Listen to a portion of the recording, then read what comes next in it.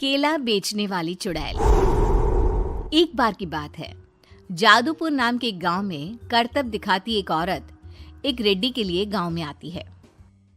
आइए आइए मेहरबान कदरदान, खाइए रोहड़ा के ताजे ताजे केले। कभी खाए नहीं होंगे ऐसे केले, पीले पीले केले खाइए। ये कहकर रोहड़ा हाथों में 4 केले लिए उन्हें सर्कल में जोर जोर से हवा में उछालती हुई करतब दिखाती है, जिसे देखकर आसपास के सारे बच्चे अपने अपने मम्मी पापा से उस औरत के पास जाने की जिद करने लग जाते हैं। पापा, ऐसा तो सर्कस में बॉल से होता है ना, ये आंटी तो केले से कर रही है। चलिए ना पापा, देखते हैं। रोहड़ा एक पतली सी तार पर चलती हुई केलों से करतब दिखाती है। आते जाते सभी लोग बाहर रुककर उसके करतब देखते हैं और वाह वाही करते नहीं थकते। जैसे ही एक आदमी पास आकर उसे पैसे देने लग जाता है, तब वो कहती है, अरे नहीं नहीं साहब, मैं करतब तो बच्चों के मन को बहलाने के लिए करती हूँ। धंधा तो मेरा केले का है। पीछे देखो मेरी रिड्डी, जो भी मेरे केले खाएगा मेरी तरह चुस्त दुरुस्त और तंदुरुस्त हो जाएगा। पता चलता है क्या कि मेरी उम्र 55 की है। अरे पर ऐसे ठंड के मौसम में कोई केला क्यों खाएगा? ये ऐसे वैसे केले नहीं है साहब, ये शरीर में गर्मी देते हैं। ठंड को दूर भगाए जो भी रोहिणा के केले खाए। पापा, अगर मुझे केले नहीं मिले तो मैं घर नहीं जाऊंगी।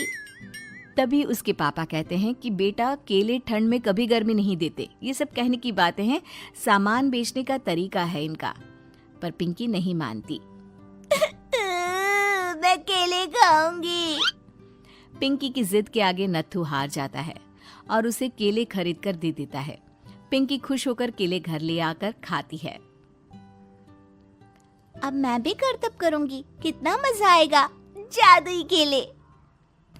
पिंकी पहला केला खत्म भी नहीं करती कि वो बेहोश हो जाती है।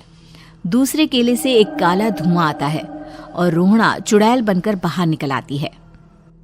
मेरे भूतिया केले बच्चे न खाए, ऐसा हो ही नहीं सकता। जादूपुर वालों, कब तक बचोगे? आ गई हूं मैं रोहड़ा, जिसका कोई नहीं कर सकता सामना। रोहड़ा पिंकी को गोद में उठाकर काले धुएं में कहीं गायब हो जाती है। शाम के वक्त नत्थू घर लौटता है और पिंकी को घर में ना पाकर उसकी माँ से कहता है, माँ पिंकी कहाँ है?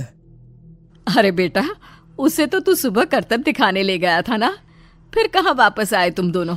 मुझे लगा तू उसे अपने साथ मंडी ले गया होगा। हे भगवान, मेरी बच्ची कहाँ गई? मैं उसे घर ही तो छोड़कर गया था माँ। नत्थू गांव के घर कोने में अपनी बेटी को ढूंढता है, पर उसे वो कहीं नहीं मिलती।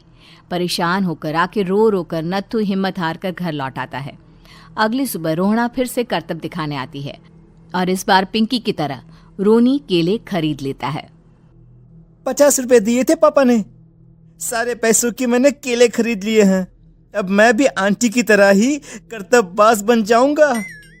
यही सोचते हुए रोनी केले खाता है और पहला अकेला केला आधा खत्म भी नहीं करता कि चुड़ैल उसके सामने आ जाती है। मेरे साथ चलने का समय आ गया है रोनी। ये तो बस शुरुआत है। अब इस गांव के सारे बच्चे धीरे धीरे मेरे कब्जे में होंगे, एक बच्चा भी नहीं बचेगा। ये कहकर रोनी को गोद में लेकर काले धुएं में अदृश्य हो जाती है। इसके बाद हर रोज गांव में से कोई ना कोई बच्चा गायब होता, पर ऐसा क्यों हो रहा है किसी को भी समझ में नहीं आ पा रहा था। रोज की तरह अपनी बेटी पिंकी की तलाश में नत्थू गांव के एक तालाब के पास बैठा रो रहा था। कहाँ गई मेरी पिंकी? शकुंतला के जाने के बाद एक वही तो मेरा सहारा थी। अरे उसकी आत्मा कोस रही होगी मुझे कि मैं अपनी बच्ची को संभाल भी नहीं पाया। नत्थू ये कहता हुआ रो ही रहा था कि तभी तालाब में से उसे शकुंतला की आवाज सुनाई देती है। कहाँ थी तुम शकुंतला? हमारी बच्ची और सारे गायब हुए बच्चे रोहड़ा के कब्जे में हैं। वो बच्चों को जो केले देती है उससे बच्चे बेहोश हो जाते हैं और उसके कब्जे में आ जाते हैं और वो उन्हें ले जाकर काली दुनिया में ले जाती है। पर वो ऐसा क्यों कर रही है? ये मैं नहीं जानती, पर उस दुनिया का रास्ता मैं आपको बता सकती हूँ। जहां ये नदी खत्म होती है वहां एक केले का पेड़ है, उसके नीचे एक दरवाजा है, वहीं से रास्ता जाता है उस दुनिया का। ये कहकर शकुंतला की आत्मा गायब हो जाती है।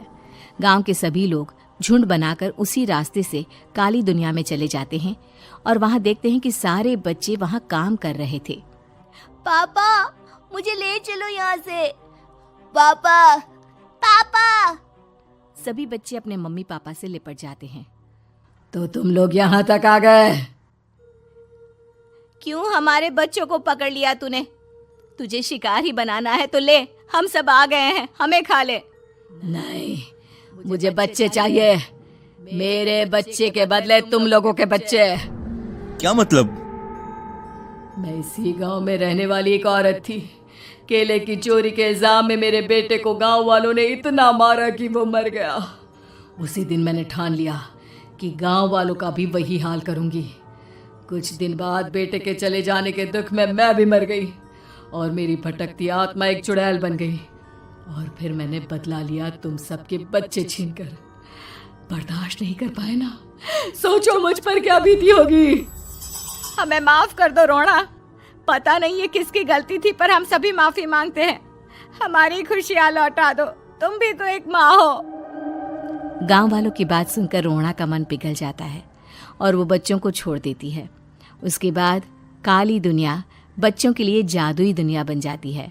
अब कोई भी कभी भी वहां आ जा सकता था।